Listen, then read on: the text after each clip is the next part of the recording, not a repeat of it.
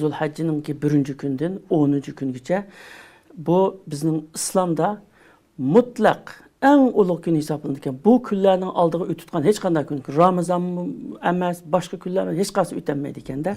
Endi bu kun to'g'risida buni fazilati naydi jiq, endi qisqartib muhimlardan bir qanchasini desak hamda Alloh taolo Qur'on Karimda vel fajri ve layalin ashri deb qasam bilan boshlab subhi bilan ve 10 kecha bilan deydi. 10 kechini Ülümalar, şu Zulhajjınınki 1. günden 10. gündür boğan 10 kecha deydi. Bu Ramazanınki ahirki 10 keçisinden mu man uluq deydi. Ve ibadet mu Ramazanın ahirki 10 keçisi kılgan ibadetten mu ma ibadetini uluq deydi. Man uluq deydi.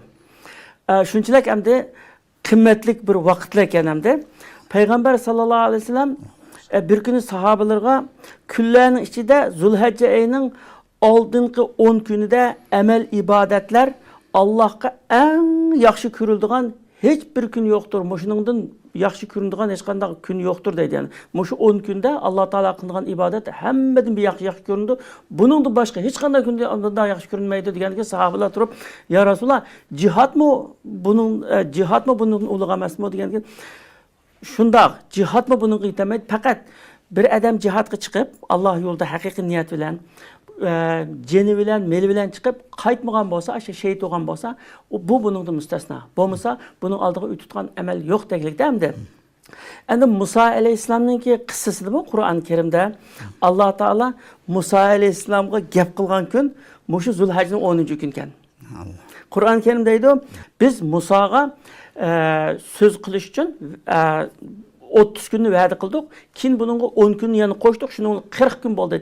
40 gün bolğan günü Musa aleyhisselam roza tutduqluq. Allah Taala sözlegen şu gün hemde. Onundan keyin alimlar yandaydı. Bu İslam'ınki erkan deymiz ya, şahadat, iki şahadat, namaz, roza, zakat, hac. İslam'ın erkanları deymiz. 5 asası, çoğun asası deymiz. Muşu 5 asası Muşu 10 günde toplandı iken hemmesi birla vaqt qılğılı iken. Başqa mesela Ramazanda hac qılğılı olmaydı. Başqa Ramazanın roza qılğılı olmaydı. Mesela zakat vergen çaq, nima qılğan çaqqa oxşamaydı. Amma mao muşu 10 günde bunun da nima ba? Şahadat ba zaten, namaz ba, roza ba zaten. Roza tutuş mustahab endi bu kunlardayna.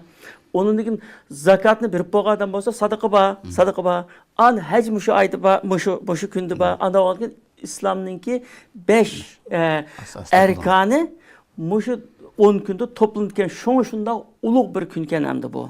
Şu bu günning hamda ulug'ligi to'g'risida, bu günning muhimligi to'g'risida qanchalik so'zlasak yana az. Masalan, bu tunigan o'qigan 2 rakat nafil namozimiz bilan, tunigan o'qigan bibar Qur'onimiz bilan, bugun o'qigan bibar Qur'onimiz bilan 2 rakat namozimizning farqi bo'ldi. Nimishqa? Ma kunda hassilab savob berildi ekanda, bir amalga hassilab savob berildi. Gunohmi shunga o'xshash. Bu shunda boshqa kunda qilgan gunohni ma 10 ulug' 10 kunda qilgan gunoh, ya'ni hassilab gunoh yozildiganligi, ya'ni aniq hamda.